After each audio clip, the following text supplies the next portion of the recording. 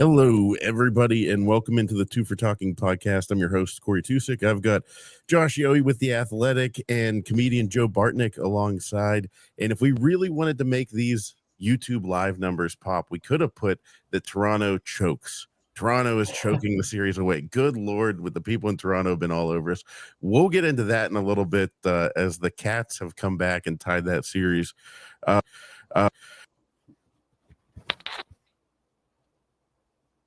Corey muted himself. The listeners want to hear you, Corey. There you are. Did Corey just use an expletive, Joe? I can't hear Corey. Well, we'll carry the show since Corey seems to have disappeared for a little bit. Joe. Yes. We have much to discuss. I believe you're in Pittsburgh right now. Is that true? I am in Pittsburgh. All right. My situation and things are rapidly changing in all directions. Oh. Let's talk about what our producer wants to talk about, because I know I want to talk about the game I just saw, but Corey wants to talk Sully first, and then we'll talk possible Sully replacements, and then we'll get into we'll thank the great Bill Neofus, and then we'll go around the league. So look at this. I guess I'm producing the show. I just started doing what you wanted to do, Corey. So you wanted to talk first, and I'll let Mr. Yohe take the floor. Sully, he really hit home when he was the Rangers coach. Now, what were your first thoughts, Josh? Yeah, I mean, we knew there was a very distinct possibility it could happen. And Sully's been around. I mean, he's been an assistant coach with the Rangers and the Canucks. He's been the coach of the Bruins, so it's not like Pittsburgh was his only stop.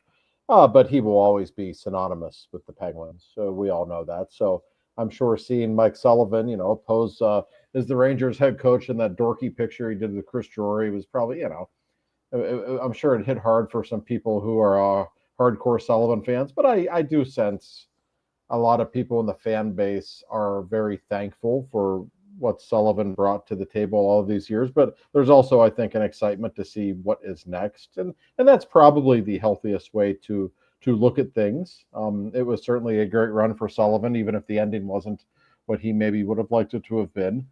So he's moved on. The Penguins are going to move on. And it's just crazy right now. There's still, 7 vacancies, I think, around the league. It's just an unusual time with this many coaching vacancies. The Rangers, of course, were quick to jump on Sullivan. I guess it's less than that because Joel Quenneville's the coach in Anaheim now, which is very interesting. We should discuss that as well. But as for the Penguin situation, it's going to be a while. We've talked about it, Joe, with Kyle Dubas in Sweden, with Team Canada at the World Championships. Not that he can't interview people over there, and he certainly is going to talk with people. But I think just logistically that slows the process down a little bit. But I also think, Joe, there's no real need for the Penguins to rush right now. That they could take their time and make sure they pick the right person. This is obviously no small deal. So I don't think it's something that necessarily has to be urgent. Yeah, I don't want to rush into anything unless it's signing Rick Tocchet. I certainly want him to do his due diligence on everybody else. It's funny, even before the Ranger press conference, though, when after Sully was announced that he was leaving, I thought, it's gonna stink, and maybe I didn't realize how much it was gonna hit me. But just he was announced that they waited about a week for the press conference. They always do that in New York to make sure they have the carving table out for the ham sandwiches.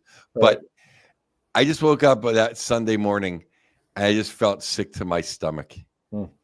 And it really is like, your girlfriend left for somebody who's better looking than you, that has more money than you, and they buy the house next to yours, and you have to see it every day because he's in our division, and they're going to be better than us for a while now. And it just kind of makes me sick because I have no animosity towards him, and I won't, because I love the man, and he's going to be coaching. He's just going to be beating us because he can. Is what's going to happen. And because really, Josh, it's the first time we've experienced this, because we all know what happened to Badger, and Scotty wasn't really ours. No. And Disco, go coach wherever you want, Disco. I mean, we certainly didn't want Mike Johnston, but it wasn't like we were in love with Disco after, whenever you don't know where to put, Jerome McGinley. I don't really care where you coach, but This one hurts. I mean, this is the equivalent of seeing Yager in a different jersey and seeing if Gino a holy hell move. Yeah. Well, I mean, I always say, Sullivan's the greatest coach in franchise history. He's not necessarily the greatest coach who has, coached for the Penguins. I understand you could throw Herb Brooks or Scotty Bowman in there, but for people who actually, spent any period of time with the Penguins, he's the only one who ever won 2 cups. That's the way it is. That's reality. And I know a lot of Penguins fans are, down on Sullivan and want to blame him for everything. And that's your buddy, Sully, blah, blah, blah. Well, gee, it sure didn't take the Rangers long to give Sully $7 million a year, did it? And if they wouldn't have, I assure you the Blackhawks wanted him, and I assure you the Bruins wanted him. That this is a very highly regarded man around the National Hockey League. And I think also you saw Team USA, how well prepared they looked in the 4 Nations. This is a guy who knows what he's doing. And it's the first time in many years that Mike Sullivan will have a goaltender now, which changes things a little bit for him. And listen, I'm not defending everything that he did in Pittsburgh. He's not a perfect coach, but he was betrayed by goaltending time and time again for the last 5 or 6 years, really. And now he's got a great one.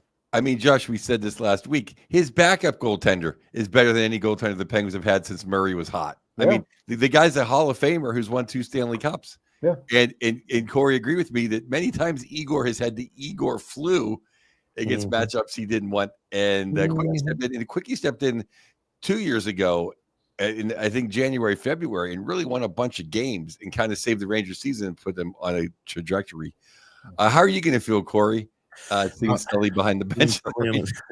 And apologies to those watching the live stream. Good Lord, the StreamYard, it just absolutely barfs sometimes for us. So that's the first time it happened live. But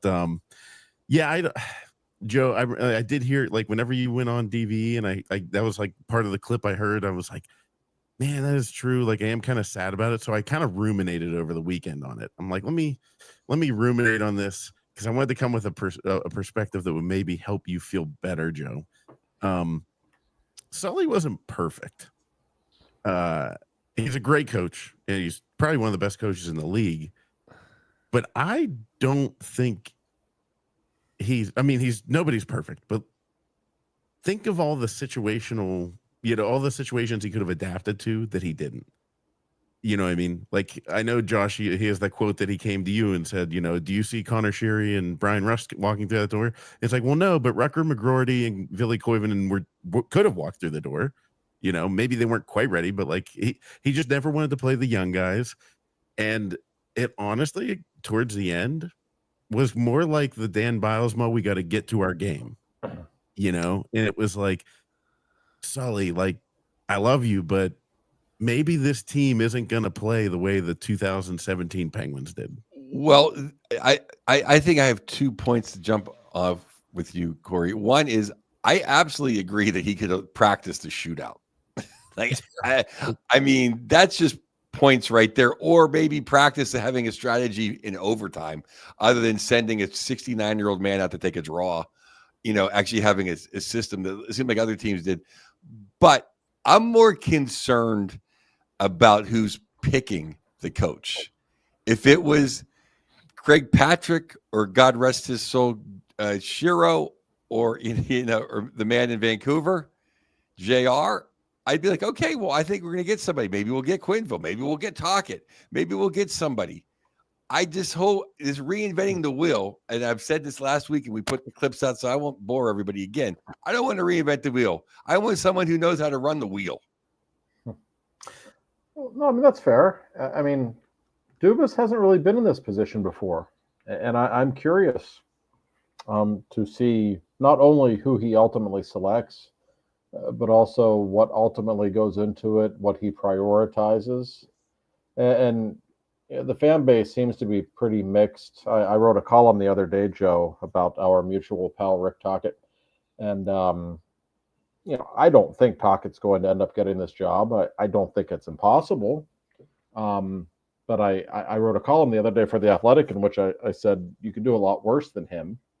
And this idea that he doesn't work well with young players that some people seem to be pumping out there, I don't know if that's because he's 61. I'm guessing like this means you have to hire a 32-year-old guy to be good with young players or something. I don't know. I think he's actually really good with young players. And as I put, speaking of Connor Sherry, as I put in my column, like, why don't you ask Brian Rust and Connor Sherry and Jake Gensel what Rick Tocchet did for them when they arrived in Pittsburgh? I promise you, they will tell you, and they will speak very glowingly. I thought you had two great columns this week, or maybe it was just one that hit both points. One was that Tocchet is a great coach, and B, recycled coaches do well. And almost every coach is recycled. Right. No, I wrote, in fact, I actually did some research, which I hate doing, but I went back and looked. The last 19 Cup winners, 15, I think it is, have been won by coaches who had previously been fired. So I see all this talk on, I shouldn't base everything on Twitter, but everyone on Twitter like, don't hire a recycled coach, somebody young. And like, okay, there are bad recycled coaches out there, sure. But like Craig Berube's been fired. Mike Sullivan's been fired. Paul Maurice. Scotty Bowman was fired. Yeah. Like, so, just because you've been fired, like most of us have been fired or have lost jobs at some point in our lives. It doesn't mean we're bad at the job, or that you'll be the wrong person for that future job. It's just not that simple. I don't know what the issue is that so many people have with that concept. And I should mention Tocchet while we're talking about him, because he's always the first name that pops up in all these vacancies. We've actually seen him pop up on TNT the last couple of nights. Thank God. Yes. He's actually great on TV too. I love it. Yeah, Biz me too. cut him off last night, and like he was about to make a great point, and Biz just came right. I don't know if you guys saw that. I was like, "Come on, dude!" Like, I did, but no, I the best TNT panel was when Talk was on. He just knows the game so well, and he's so likable. But listen, we know he's the guy that Philadelphia wants, right? That's no secret. I know for a fact that he would be interested in the Penguins job if there is mutual interest, and I don't know that there isn't. It's just really hard to get a feel for exactly how interested Kyle Dubas might be. But I can tell you there's another team out there that I have had a number of people tell me about in the last few days. Very interesting, the Seattle Kraken, who happen to be run by one Ron Francis, former teammate of Rick Tocchet's. I have heard they are very much interested in Rick. And Rick's son, by the way, lives in Seattle. Throw that out there as well. So it's interesting. A couple of weeks ago, Jim Rutherford at his press conference, because Jim just likes to come right out and say things. He said, Rick wants to be in the Eastern Conference. He wants to be in the East Coast. And maybe that ultimately is the case. But I have heard that Seattle has some real considerable interest in Rick also. So just something to consider. There's a lot of teams.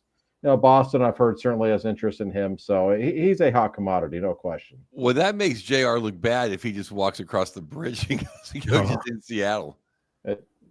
Well, it makes the Canucks situation look bad, at least, and maybe him too. No question. Seattle's just a 2-hour drive south of Vancouver. Yeah.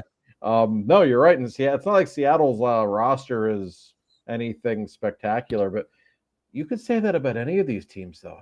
Like when I look at Seattle, Philadelphia, Boston, Pittsburgh, like there's no championships coming for those teams in the next couple of years. When you look at every team, that's why, and I actually did call the Coach Q situation, not any inside information. I just on Puckoff, I was like, Coach Q should go to Anaheim because he can enjoy the weather. There's not much stress, and it's a really good young roster. Yes. I think Anaheim next to the Rangers has the second best roster I take that back. Maybe Nashville has the second best roster, but you've got some goaltending in Anaheim too. Like they're kind of set up to be close. Is a good goaltender. They have like 4 or 5 good young forwards. They have excellent young defensemen. It's funny that they moved Duma. How about Duma playing like 25 minutes a night for the Devils? He was good. Good. Maybe that's what he needs is play more. Oh, no, maybe. I mean, he was very good, no doubt. But no, I kept thinking about that Anaheim job last week. Like, there's no pressure to win there.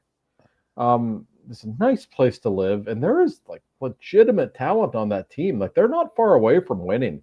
You could even see in the second half of this past season, like, they were starting to come on a little bit. They really were. So I'm interested to see how he does there. He's been away from the game for a bit, obviously. For reasons that we know about. But he's also, like you said, he's a Hall of Fame coach. It was an interesting choice, and I wouldn't be shocked if they take a little bit of a leap. I'm Curious Yeah, to see what they that's do all with that free team agents. It needs a good coach. You think Barbecue Bruce is going to make his way back in the league? I love Barbecue, and I love Barbecue. He's terrible in media. He needs to coach. I thought he'd be better actually than me because he's always a chatty guy. He's very entertaining to deal with. I don't know. I don't know. There are really mixed perceptions of him. I've had people tell me they think he's a great coach. I've had people tell me he's an awful coach. There's some people who are like that. Like Gerard Gallant's another guy. Like some people think Gallant's the greatest coach and he did all this great stuff with expansion teams. I've also had people pretty high up in the hockey world tell me like he's a buffoon. He's like a terribly overrated coach. So there's a lot of guys out there like that. Those are two of them. Don't you think Gallant and to a certain extent Barbecue though? They're kind of good guys. They're kind of motivating guys.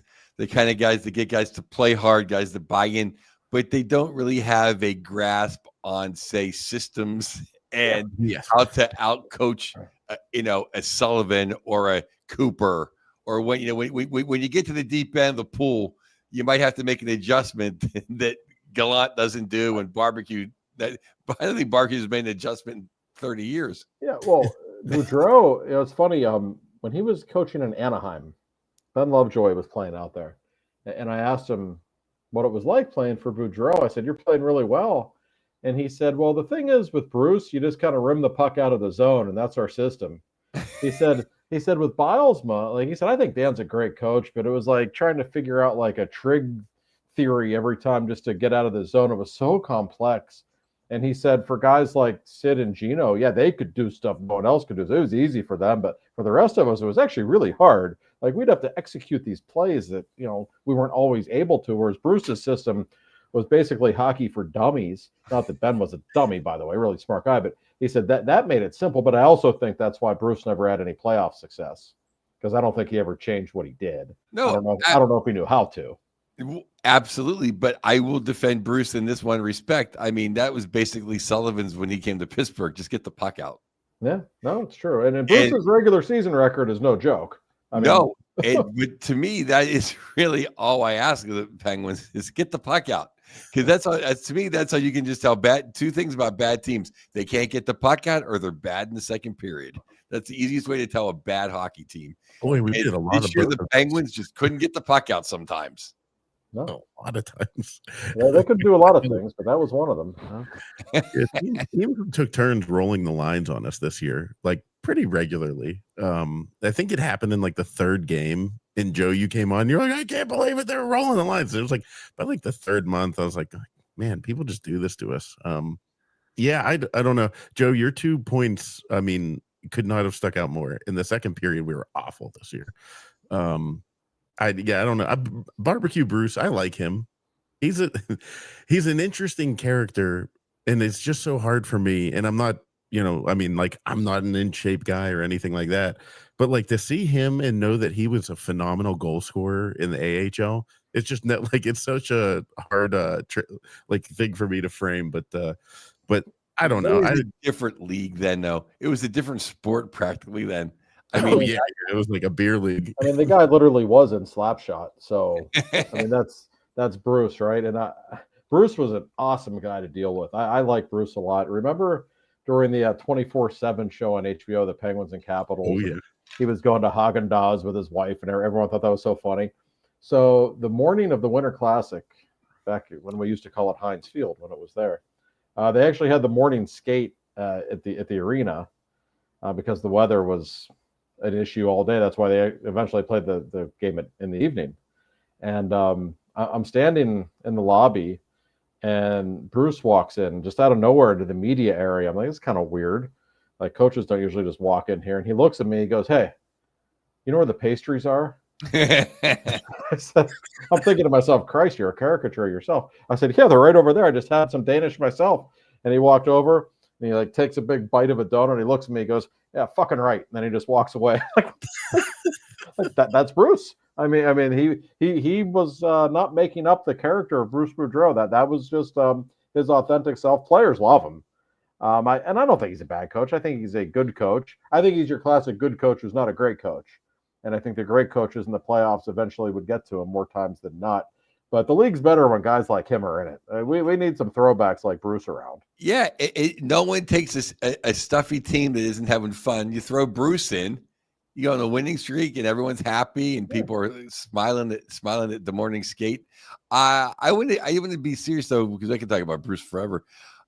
Do you think though that if Philly's offers on the table, maybe Rick just wants to screw around on TNT for a couple weeks, because maybe they would want him in Philly working if he signs the contract? Or why? Everyone knows Philly wants him.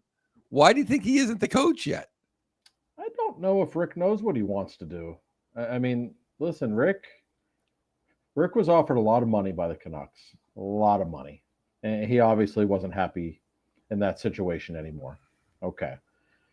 You know, it's always an option for him to go back to TNT. He was I don't know exactly what he was making. It was something million a year. They pay their TV talent unbelievably well. Right. He could still go there and make millions over the next few years and have a very stress-free, job and whatever. Now, is there a lot more money in coaching? Of course there is, no doubt. That's something to consider. I don't think he knows what he wants to do, and I think he's kind of taking his time. And I think there's multiple teams throwing pitches at him, and that's a feeling of power, I'm sure. But it's also, point for Rick where he needs to. This might be his final coaching job. So he's got to make sure that he's picking the right one. And I keep going back to the fact that all of these teams, whether you're talking about Seattle, Boston, whatever, like none of them are very good right now. Pittsburgh, Philly, like I don't think he's going to show up and just win right away. So that's something to consider. No, of all those cities, it seems to me he'd have the longest leash in either Pittsburgh or Philly. Yes. Oh, no question. I would agree with that completely. He would have had a long leash in Vancouver too, because I know what Jim Rutherford thinks of him. But he wanted to bail out of there. He'd be hanging himself with that leash if he did with Pedersen one more year. Yeah, I think you're actually probably correct. Between him and Quinn Hughes, I think maybe Rick had enough. So yeah, it's like none of these are bad jobs that we're talking about either. These are all like traditional, except for Seattle, which isn't a bad job.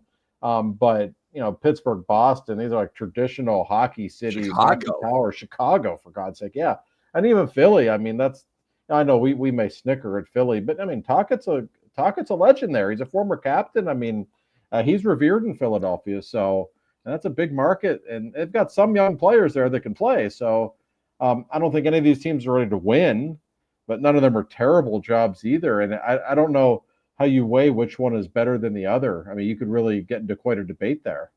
Now, a question we just had submitted, and this could be for Tocchet or anyone else that comes in that's new. But Matthew, thank you for the comment.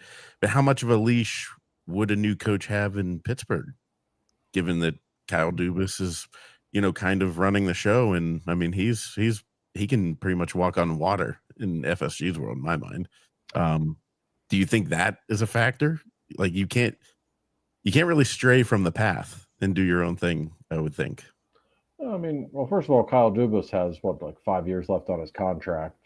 He's got all the power. He is quite literally the most powerful man in the organization. I think even more than Sid at this point. It's easy to say Sid, but Dubas just decided to part ways with the coach that Sid loves. He traded Sid's favorite line mate ever last year. Like I think that tells you who has the most power in the organization right now. It's Kyle. How much leash will a new coach have? He'll have some.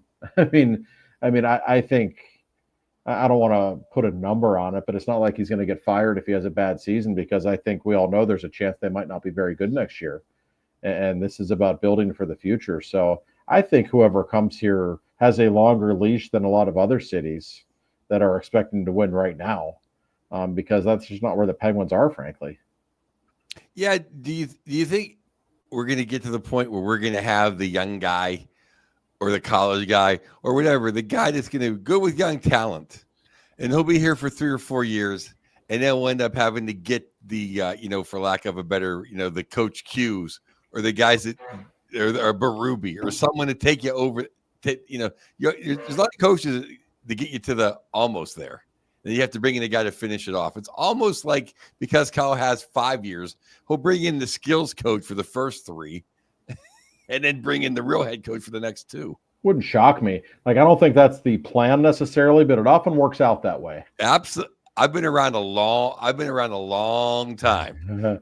No, you know how it is. You'll find the guy who will help bring the young guys along, and they'll start to get better, but they're going to need something at some point that maybe that young guy doesn't have. And, it wouldn't shock me at all if that happens. And that's one of the reasons why I think it's a fascinating hire. And it's also, I think there's a lot of good coaches who might not be as interested in the Penguins job as they normally would have been, just because it is such of a transitional period. I'm curious to see how this unfolds. I don't know if the best coaches necessarily say, I want to be in Pittsburgh right now, because they see what Kyle's doing, and what Kyle is doing, he is, building, he's playing the long game here. He wants to build something special, but he's taking his time doing it. He's not trying to rush into it. And that might be the right move ultimately, but it's not necessarily something that's going to attract coaches right now. It also, is there just in real life there is, and I'm sure, I guess hockey is real life as much as it's like our little fantasy world. Do you think there's just some old crusty 65-year-old pretty good coaches that don't want to listen to Kyle Dubas? Yes, probably. Yeah. Yeah, of course there are. I mean, right. It's like Dubas, fairly or not, is portrayed by many as kind of a new school, analytics driven kind of guy. And there are older people in hockey who want nothing to do with that. Now, I don't think that's necessarily an accurate way to look at Dubas. Like, I always go back to his first press conference in Pittsburgh. And I had like the second or third question of the press conference, and I asked him about analytics and his approach and his reputation toward them. And he didn't, we get along really well, but he didn't like the question. he came right and I said, hey, he said, I've been like scouting since I was a kid. I've been in locker rooms. I'm a locker room guy. Like, I value those, good character people. And like, I don't care about spreadsheets. That's not what I'm doing all day. He made it very clear he was sensitive to the fact that people look at him in that way. But they do. And of course, there are some people in hockey that roll their eyes and call him Boy Wonder, I'm sure. So, yeah, I mean, that's, and by the way, of note, since we always take things back to Rick Tocchet, I don't think he is one of those guys. I've actually been told Tocchet likes Dubas a lot. They worked together a little bit in the Four Nations face-off. They got along. Mike Sullivan and Kyle Dubas got along. Maybe not in the end.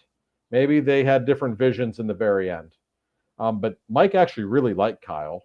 And I know how close Mike is with Rick Tocchet, so I'm sure they've had a chat or two about it. Yeah. No, I think well, it's funny. I'm thinking, as you're telling that story about Kyle Dubas and asking him the question, Josh, all I could think about was that like Dubas, crapped his pants on the school bus and then moved to a new district. And like you were the kid that was like, hey, aren't you the kid that crapped your pants on the bus at the old school? And he's like, really, dude? Like, we got to talk about that? Like, can I be known for anything else? I'm not the biggest Brad Tree Living guy, and I don't blame Dubas I thought he put a good team together last year for Toronto, but they are markedly a better hockey team this year under Tree Living, who I don't think is a very good GM. Well, how much do you think is that or Berube? Well, I still see Oliver Ekman-Larsson, and I see Benoit's playing. I think some of it's Sheldon Keefe, seriously, but there's another. Oh, and they brought in the kid Carlo. Carlo, Oliver Ekman-Larsson, and Tanev. That's a lot better than the clowns he was throwing out last year. He did draft your favorite power forward in the league, though. I'll give him credit for that. And we'll get to him after we talk to Neofis, because I can't wait to talk about that series. Before we get to Mr. Neofis, though, I do want to, Josh, I saw it in your mailbag. I have it listed as a question to ask you guys for last week, and we just ran out of time. So now we know we have the 11th and the 12th. Well, we have the 11th pick in this year's draft. We might have the 12th pick from the New York Rangers if they so choose to give it to us. I see the benefit of the Rangers holding it, not for the Gavin McKenna side, because I don't think they think they're going to be in that position. I think they see it as a possibility as a trade bait there's something to get that big rental piece that they need at the trade deadline next year. So that's why I think they're going to hold on to it. But what do you guys think they're going to do, and any insight into what's going on? I have no idea, and I think you could make a fairly good argument for either side. You can very simply, if you're the Rangers, say, "Hey, we got Sully. We're going to be good this year. We're taking that 12th pick right now and using it because we're not going to be drafting that high next year," and that's perfectly valid. Now, you can also say, "Gee, that 26 draft is so much better than the 25 draft. The 22nd player in that draft might be as good as the 12th player in this draft, and maybe we'd like to have that 26 first round pick as ammunition in a trade." Because you don't want to go into the season without a first round pick. That takes away probably your best trade chip if you want to go buy somebody at the deadline, if you want to make a splash. So that's something to consider. Truthfully, guys, I have no idea what they're going to do. The Penguins are operating under the assumption that they're going to get the pick this year. Just they have to be safe, so they are prepared.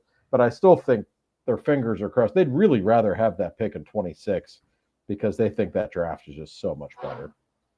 Yeah, I think we're going to get the pick this year because I believe like Corey. I think that's a good draft. I think that's a good piece for a rental guy at the trade deadline. It is, no doubt. And I think that makes more sense for a team like the Rangers. Yeah, because even the guy that you picked 12th now isn't going to rocket up into the organization. You know what I mean? There's nobody that's NHL ready that's going to help a playoff team. I think that's what's going to happen. Now, the second follow-up to that question is, and Josh, I've heard you posit this multiple times. Does Kyle Dubas use that to move up? Because I've seen it floated all over the internet that apparently the San Jose Sharks are okay with giving up their second overall pick. They, for some reason, don't value it, and they're willing to go down a little bit. That rumor is going around. Is there truth to that? Crazy, by the way, because I don't know. I'm not a draft expert. It's not what I'm paid to do. But I will tell you that everybody who knows anything about this draft will tell you that Schaefer, the defenseman from Erie, and Michael Misa, the center, both in the Ontario Hockey League, are clearly the two best players in the draft. So I would actually love to have the number 2 pick in this draft. You don't have to pick between the one. You take the other one that's left, and if I'm the Sharks, all of a sudden maybe I have Misa and Celebrini down the middle for the next decade. That sounds like a good thing to me. It's an interesting thing for the Penguins. Do I think they'll trade up? Probably not.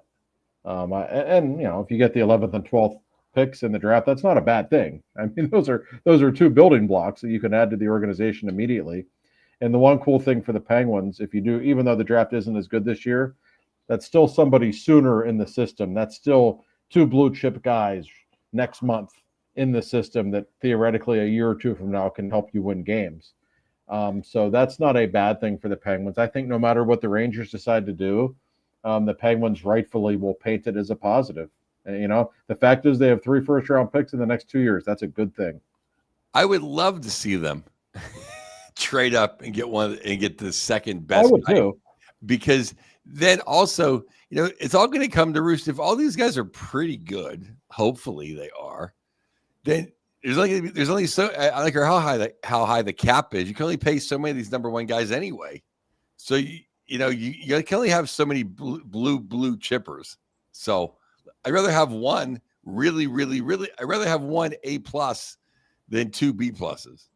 Yeah, I agree. If you draft a bunch of really guys that become really good, then you're just really good. You're not great. Well, and I'll tell you, the case to be made for the Penguins trading up, I'm not saying it's right or wrong. I don't know. But they've done a really nice job of adding some quantity in the last year, right? A lot of draft picks, a lot of McGroarty, Koivu, and I don't think they're going to be superstars, but they're good-looking players. Where's the star power going to come from in the next few years? That's the problem they have. Okay, Sid's still great. He's pushing 40 now. Where's the star power? I see a lot of good prospects coming. I don't see any great ones. At some point, you need that star power. If I'm Dubas, I consider it. I really do. I think there's a couple of guys in this draft that are clearly above the rest. And if San Jose is willing to talk business, you don't necessarily sell the farm for it because, like I said, You get 11 and 12. That's still pretty darn good, even if it's just an average draft. There's a chance you'll get a star there, even. Who knows? But I'd be tempted if I were Dubas, not only because you've got those top 2 picks, but look at all the second-round picks they have in the next 3 years, and all the. I mean, my God, there's going to be good players coming here. Well, that's what I mean, though. I mean, they're going to get 30 good players. Why don't we just get 28 and get one super There you star? go. What if, this is hypothetical, what if over in Sweden, McKinnon's just like, I can't believe the way they treated Rantanen. I should just come to Pittsburgh. What did Dubas? I would even let you give away Rusty. I'll let you give away Gino. Gino, Rusty, and don't put Ange on the list. No, I can't get him. But close. Yeah. Sure, the Penguins would I be mean, willing to stranger talk things business. have happened. It has to make him sick. Yeah. I wondered that, and for those that don't know, Josh is on his way over to Sweden for the Worlds, and he's actually an undercover agent for the Penguins right now to sit down and have a sit down with Fleury, Nate, and Crosby, and be like, boys, let's get the three of you together in Pittsburgh next year. Might as well. I might have to say to Nate, listen, all these Colorado fans, for years and years talking about Sid coming west, like, have you ever been to Pittsburgh in the fall? It's very nice, Nate. We can talk about this. The Avs window might be closing, Nate. You got to think about it, right? There, you got the sales pitch down. I like it. I'll pick up the tab for wherever you guys go if you want to take them out to dinner. I mean, he has to be chafed. Oh, of course. Yeah, I mean, who couldn't? Which Avs player could be sitting there thinking that after that performance in the last 7 minutes of that game? Unbelievable. And a few games that have followed, by the way. Oh yeah, geez. We'll get to that here in a second. But Mr. Neofis, he's got to be loving seeing the Caps down 2-1. Yeah, Bill Neofis is not just the best insurance man in Pittsburgh. He absolutely despises the Washington Capitals. We talk about this a lot. In fact, I don't know if I still think the Flyers are his most hated team, and we'll have to have him on one of these weeks and bring it up. But I assure you, the Caps are in his top 3 of teams he dislikes. He is absolutely enjoying seeing Ovi and company get shut down by the Hurricanes through 3 games. So yeah, just your weekly reminder. The Neofis Insurance Group, they've been doing it in Pittsburgh since the year Maz beat the Yankees in 1960. Family-run business with the nicest people you ever meet in your life. Doesn't matter what kind of insurance you need. Car insurance, life insurance, apartment insurance, you name it. Go down the list. They will help you out. They will do it with a smile on their face. They take all the pressure off of you. They give you your options. They just make you feel good, and they take care of you. They really genuinely care about people, and I mean that sincerely. He's one of my best friends and runs a quality business. So that's Neofis Insurance. 412-364-3388. They're located very conveniently in the North Hills, or neofisinsurance.com if you want to do it the new school way. So either way, give them a call. Bill will make your life better. I promise you. Thank you, Bill, as always. Thanks, Bill. And getting into the second round.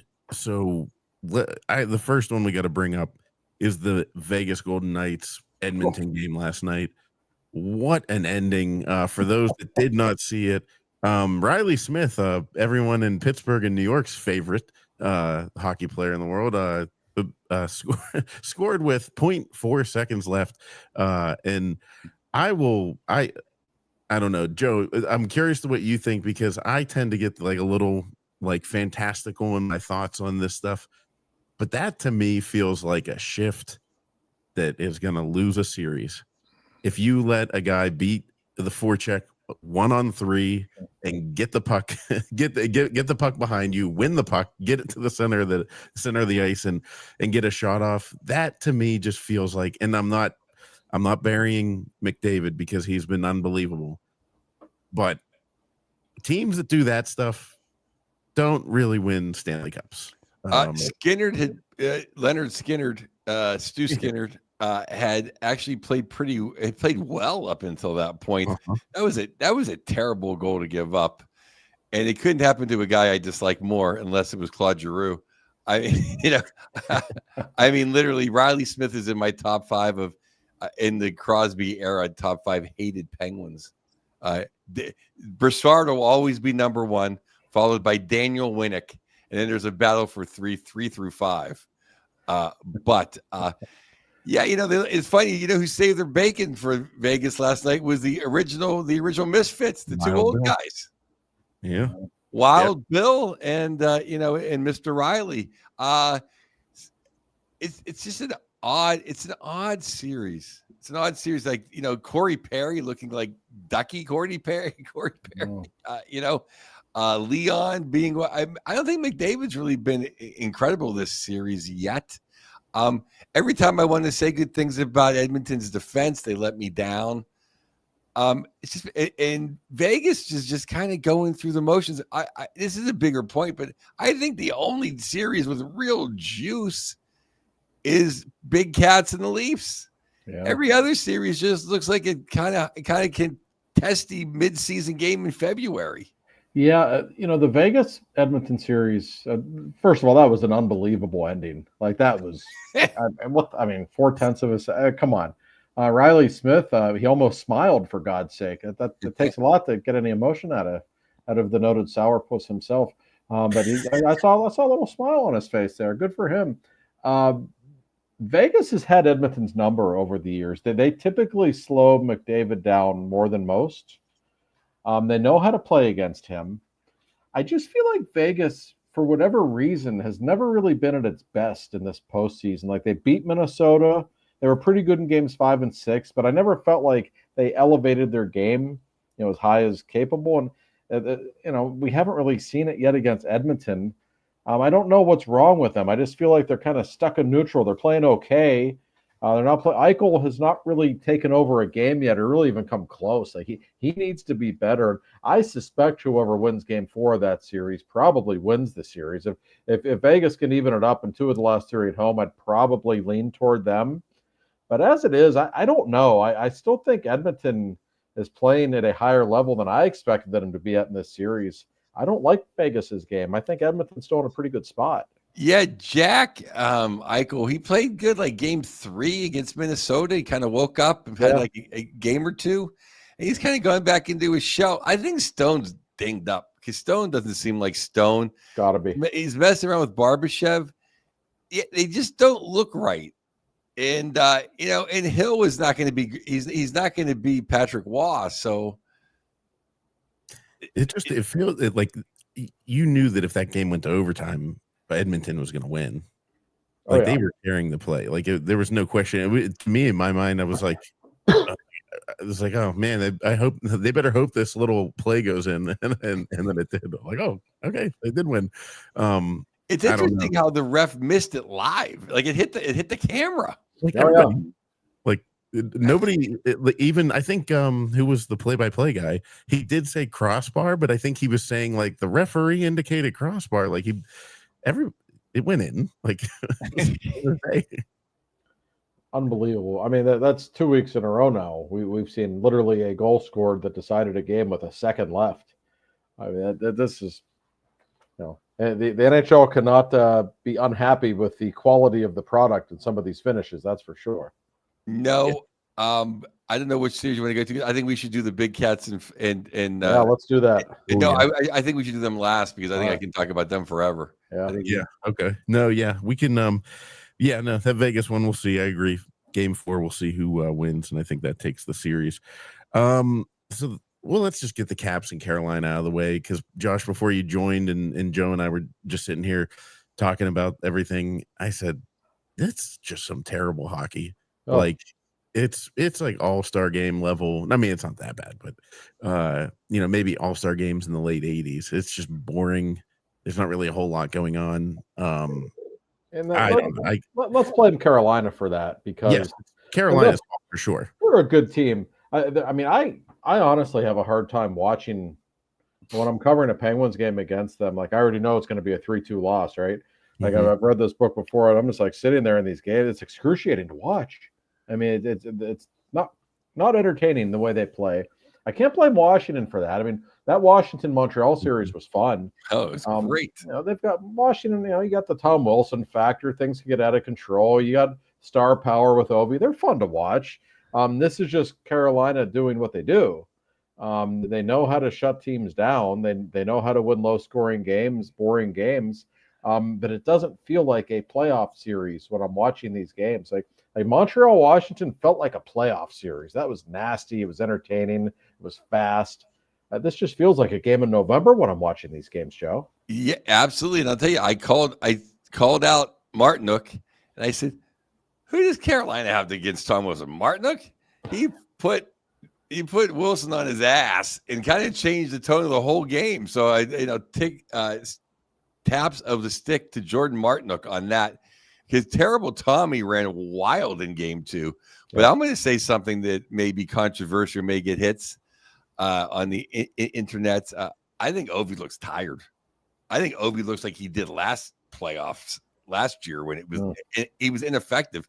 He was not Ovi on the power play. He was not dynamic at all. No, he wasn't. I agree. And Carolina is, for a star player, they're probably the worst team to play against. Like, ask Sid who he hates playing against. I guarantee you Carolina's one of the first teams he mentions. They just make it difficult for you in so many ways. But I agree. And Ovi, especially 5-on-5, like, he's been invisible in these games. And we know he doesn't move the way he once did, obviously. But, yeah, I mean, he's almost 40 years old. He does look tired. And it was against the Rangers last spring. He was terrible in that series, at least for his standards. And Washington, as good as they are, they played well without him this season. But to beat a good team at this stage of the playoffs, they need Ovi to put his numbers up. And Carolina's making it difficult on him. Especially the second half of the season. Ovi was dynamic. It's like, having him not play nearly that good is killing them.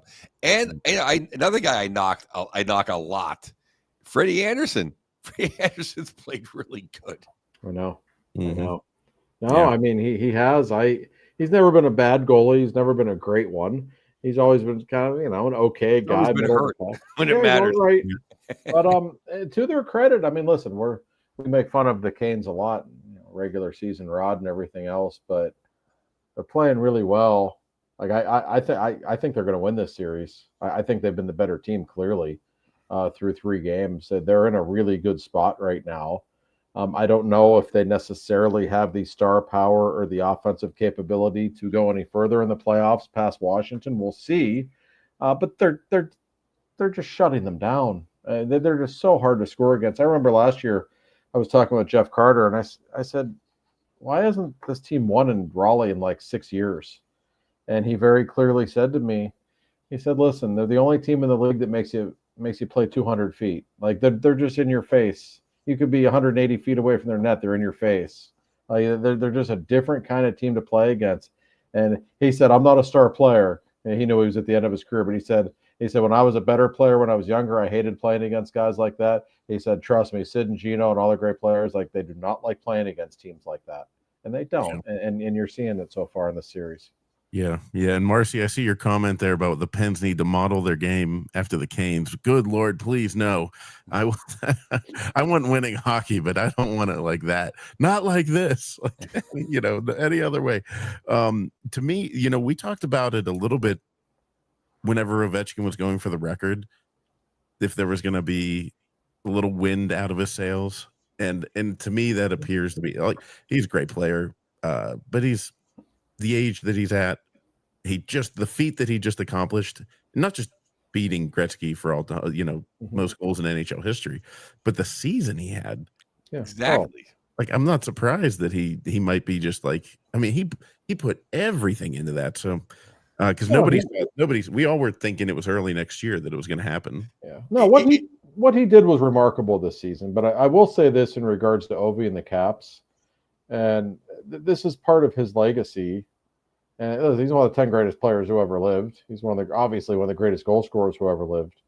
But he's been there 20 years. They've made it past the second round of the playoffs one time. That's an incredible thing.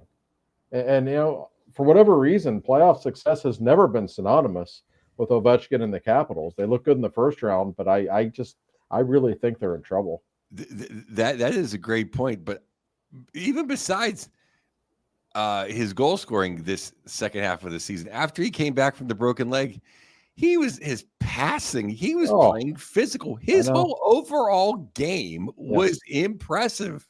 Well, it's like he was sitting in his office racking up goals and was only playing the power play. No, he was great. He was. I mean, he turned back the clock. He absolutely did. But I don't know, how long you can keep that up at his age. We see it. Listen, we've seen it over the years. The all-time greats in the playoffs. That the fatigue is real. I mean, when Mario came out of retirement in the 2000-2001 season, he was automatically the best player in the league. But we saw it in the second round against Buffalo and then New Jersey. He ran out of gas. Like it happens because the playoffs will do that to you when you're in your 30s. That's what I'm saying. He just looks tired. And I'll tell you, Montreal gave them all they could handle. They didn't cakewalk through that series whatsoever. They were close. You're right. No, they were. No, I think the Caps are in trouble, and unfortunately, that would mean we're watching Carolina for a third series. Speak for yourself. I will watch something else.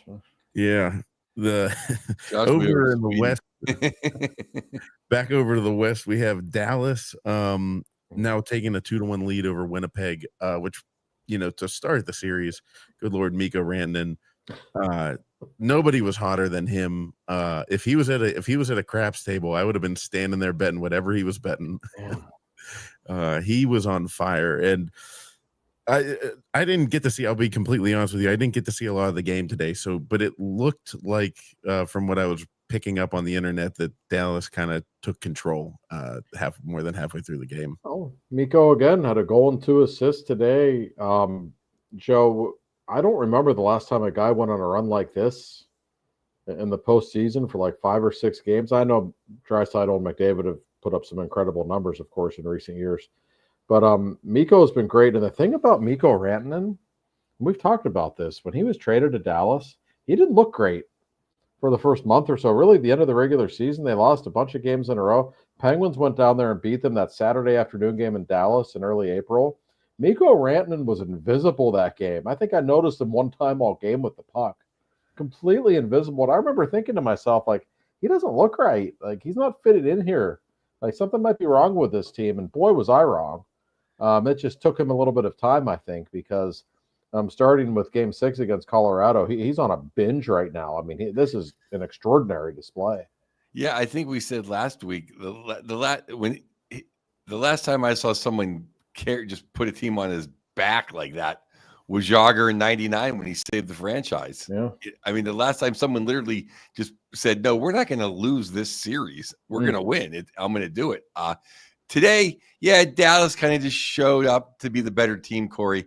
I think it was 2-2 going into the third, and then Dallas scored 3 in a row. They're just better. They're just better than Winnipeg. And kind of bad Hollaback creeped in. It's like, can you make an excuse for every goal? Yeah. But can you stop one? You're allowed to make a save, Josh. I know. Right? No, he's been so disappointing. And what would we be saying about him if, they don't score with 1 second left in Game 7 against St. Louis? The narrative would be, that much worse for him. But yeah, when I watch these games, I saw some of the game today. Dallas is better. Dallas on paper is the best team in the league right now. That doesn't mean they'll win the Stanley Cup. We will see. It doesn't always work out that way. There's no weakness on that roster. They are so loaded, so deep, and they're so good at home in the postseason. And with the way Rantanen is playing, like, listen, Robertson's been pretty quiet. Like, they've got big names who haven't even had a big moment just yet. That's how good and how deep they are. Hintz has played very well. Yes, he is. Oh no, he's been terrific. I think he had the first goal of the game today. Listen, I respect what Winnipeg's done this season. That's a really good team. But I'd be awfully surprised if they win this series. This has like Dallas and 5 or 6 written all over it the way they're going. I mean, I think they're, like I said, I think Winnipeg is Carolina West. I think they play hard and they play a system and they have a bunch of good players. And, Connor's excellent, but he's a little better than Svechnikov. Aho's excellent. He's about Scheifele. After that, you got a bunch of pretty good third liners. But then Dallas has a bunch of really good first liners. Like Dallas's third line would be, Dallas's third line would be a lot of teams' second lines. Yes. Oh God, yeah. And we haven't even gotten into their blue line and how good it is when they're healthy. They don't even have Mira right now. So the regular dude I see, do you mean the game today? Yeah, whatever they were reviewing in that Winnipeg Jets game, I don't know what was going on. Is that the game-winning goal? I think. The 5 minutes to decide something and I know, Josh, you love replay. I hate instant replay. I'm not going to go on a tangent about it because it's late and we have other things to discuss. But when it just takes away 5 minutes of your life and it's really obvious in 10 seconds what the correct call is, I just get tired of hearing people say, you got to get the right call. Like, I will remind you, it is the entertainment business as well. You got to have some kind of a balance there. That's all. Yeah. And Ottinger, I think, we had the comment there. I think he is proving that he can be the dude just as much as Hellebuck can. And I said beginning of the series, I said how Ottinger can go a little Hellebuck in the postseason, not pure choke, but just get tired out or just not play up to his ability. This kind of really is whoever comes out of this series is gonna have kind of the narrative change around them. Oh yeah, no, that's why I was putting that up there, is that Ottinger is surprising me this playoffs. I would have gone to my head. I'll take Ottinger over Hellebuck any day of the week, and I hope Sullivan does for America's sake. Yeah, more importantly, no, seriously. Like I've always been an Ottinger fan. I just think either he plays too many. That was my biggest thing when they brought in the midget this year. I'm like, they're gonna have Casey DeSmith play 30 of these games. I want Ottinger to rest. I didn't want Ottinger to have to come in a third because Casey Smith gave up 5. And I think that's been the issue with Ottinger. He's played too much in the past. He's worn out. Exactly, Josh. So he looks good. That whole team, they just have that look right now, don't they? Yeah. I mean, I don't know what's going to happen, but man, beating them 4 out of 7 is not going to be easy. Yeah, if I was a betting man, which I don't know, maybe I am, I would be thinking about placing a wager on them. Speaking of the great Olympics happening next year in Italy, the Pope is American.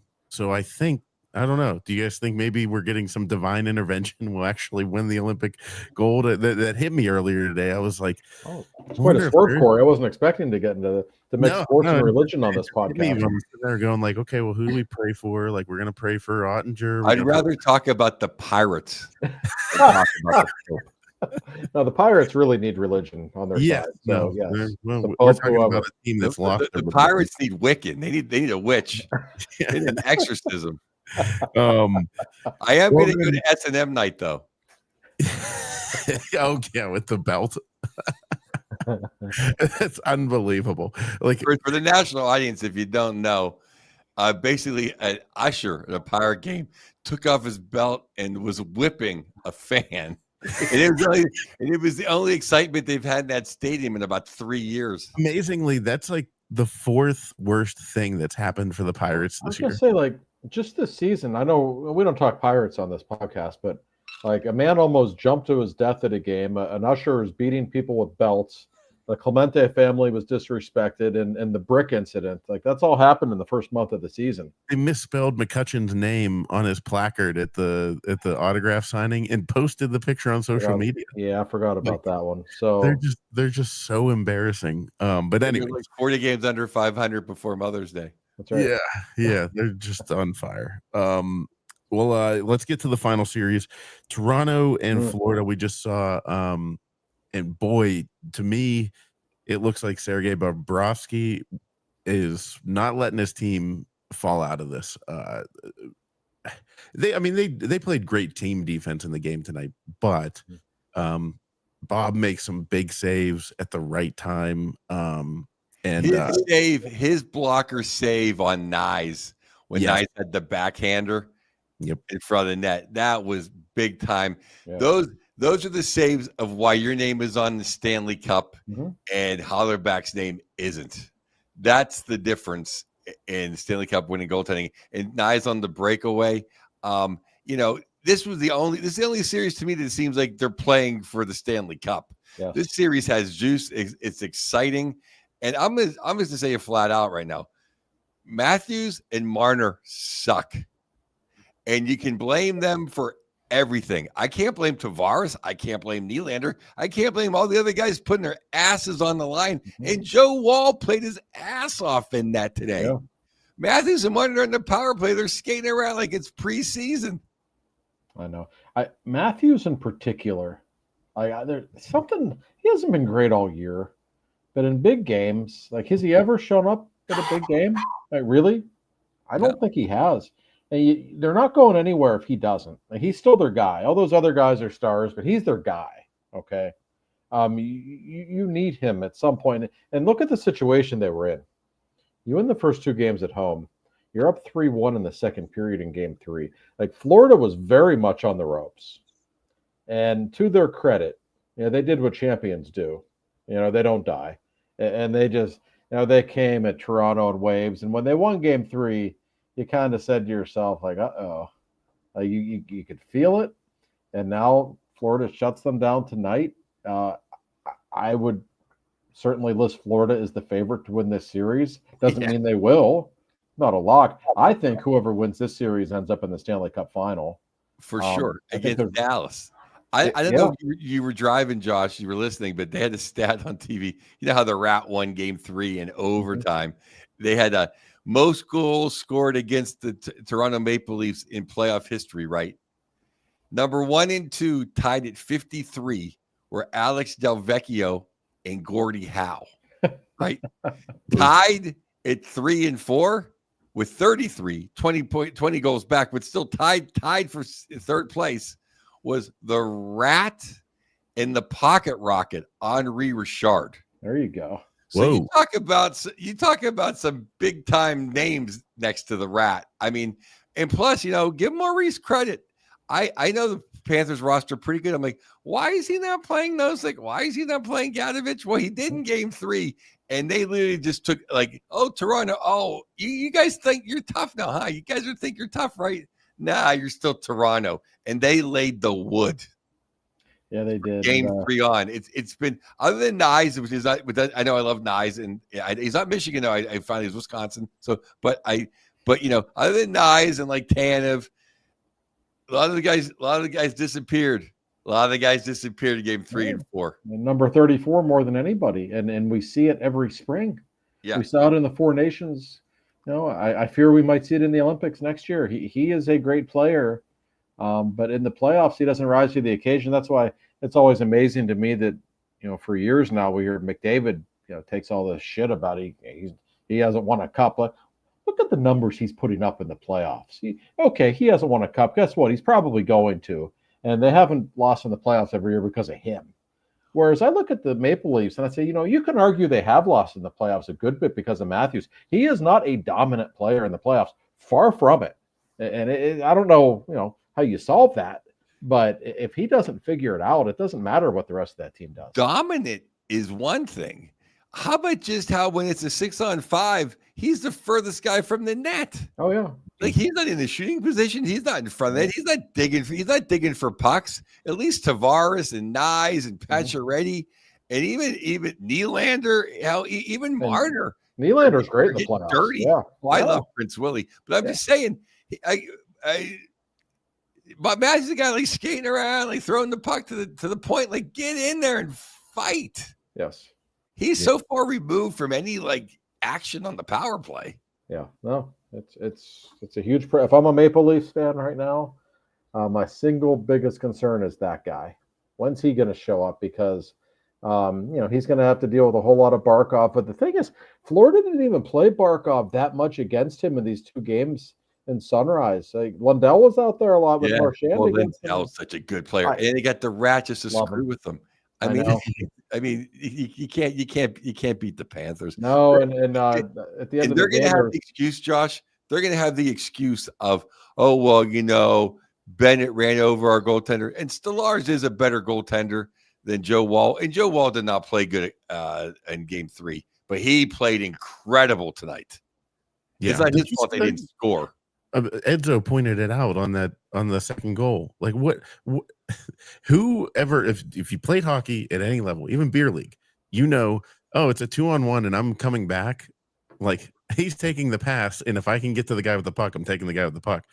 And then your defenseman's pointing and saying like, yeah, go there, take that guy. It's just like, it was a great goal by Bennett, but I mean, like, what are you doing? Like, leaving the guy with the puck all by himself. I don't know. You can't. I love the nastiness of the series too, and that favors Florida, by the way. The more it turns into an alley fight, and I didn't see the end of the game actually as I was on my way on the drive here, but I just saw the clip on Twitter.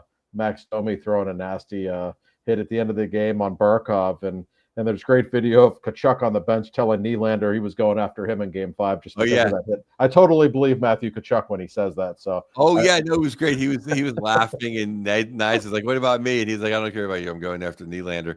Yeah, I mean, Domi, that was just stupid. Yeah, it really was. He's probably going to miss the game. Who are they going to put in? Robin or Jason Roberts' little brother, or they're going to bring in the world's most expensive DJ? Like they needed Domi. Yeah, that was a dirty. No, they do. He's actually a pretty good player, and he gives them some depth. It's just dumb. The game was over. You don't beat Florida picking a fight with them. That's I don't know how you beat them because they just won't die. But I promise you're not going to win an alley fight against that team. That's just not the right approach. But Barkov is so confident that he didn't even stay down to get him thrown out of the game. He's like, "Oh, I'm not even hurt." Right. I'll see you Wednesday in Toronto. I don't want you suspended. Right. Yeah. That team is just I respect that team. They are so unflappable. I mean, I don't know if they have the juice to get through 10 more wins to win another cup. They might. I mean, somebody's got to do the job. And one thing I will say, Bobrovsky he was okay against Tampa. He hasn't been great in this series so far. He finally was tonight. If he heats up, they're going to the final, I'm telling you. Yeah. Yeah. Unless they just fall asleep playing Carolina. Well, that's what I was going to say. My biggest fear in all of this is because I've been saying that, the third time through, you run out of gas eventually. That's why it's so hard it's almost impossible to do a third time. But if they play Carolina, that might be the thing. Like, they might not have the energy to fight through that slog, which would be a nightmare, having the Carolina Hurricanes in the Stanley Cup final. Wow. We lived through that. I love you, Ron Francis, but we didn't need to see that in 2002. That was one of the worst performances in the Stanley Cup finals. So I don't want to think about what the TV ratings will be if they play in the Stanley Cup final. It will not be good. Yeah, and then thankfully this time, poor Ron, he got knocked out. Remember, got all confused on the ice. Right? No. Wasn't it against the Red Wings in the Stanley Cup final? When Ron played his last year as a Maple Leaf, he got destroyed by Stevens. Oh, that's what I'm thinking. That's right. It was when he was a Maple Leaf. That's right. But anyways, yeah. So that's one thing I could win on Jeopardy. Your Ron Francis history. There could be it could be a sitcom segment, like a through line in a sitcom episode. Bartnick on Jeopardy, and he's just crushing it because it's Penguins Jeopardy. Yeah. No, it sounds 70s detective shows and National Hockey League. That's my two go-to. We'll save the quarter century team for another time. But I do want to get your thoughts real quick on the thing. I tweeted it out whenever I saw it. I said, it's really interesting to see that Jonathan Toews didn't make the quarter century team, yet he was one of the best 100 players in NHL history. So I don't know. Does it look like a little bit of a course correction by the people that choose these stupid lists that make us mad? Because Gino's on there, and we can dig into that list later. But I don't know. Jonathan Toews, are you surprised he's not on the quarter century team? No, not really. It's actually to the point where he's one of those guys who was so overrated for so long that now he's probably almost a little underappreciated. Like, he was a really good player. For a long time. It was kind of sad the way his career has come to an end with the health problems. But no, I mean, he just wasn't that great of an offensive player compared to some of the others on this list. And I've said it before, I'll say it again. I was there that night in Los Angeles when they announced the top 100 players of all time. The look on 66's face Like his face was a different shade of red. He was so mad about it. And Jim Rutherford told me that he was as furious about that as he ever has been about anything in his hockey career. So they were speaking for the Penguins fan base that night for sure. Well, and I don't have the list in front of me, but I do think Kucherov didn't make it, right? Nope. To me, that's a crime. Yeah. Well, Yager didn't make it. And I know it's like 25 years, but like from 2000 to 2006, 7. He was still quite dominant. Yeah. Well, he was dominant when he was a Ranger in like 2010, I think, right? So, I wish they would have had I wish the demarcation is after the lockout. Yeah, because it's a different sport. I would agree. Well, and plus it's just like, because it's almost like you got to throw Patrick Waugh in there because he's Patrick Waugh. But I mean, is he really from this century? Because Vasilevsky should be in there instead of him, in my opinion, and for this century. Yes, I would think so as well. When I think of Waugh, he did win a cup in 2001, but he was really at his best in the 90s and the late 80s. Yeah, 86. 86 he won a cup, 93 he won a cup. I mean, and 96, right? So and it's almost like you don't need to give it to Vasilevsky. Like, why did Waugh need that? I mean, really, Waugh needs that? He has. No, you're right, Corey. It should be from the lockout on. Because really, that was such of a big transitional period. It was a completely different league in 2005.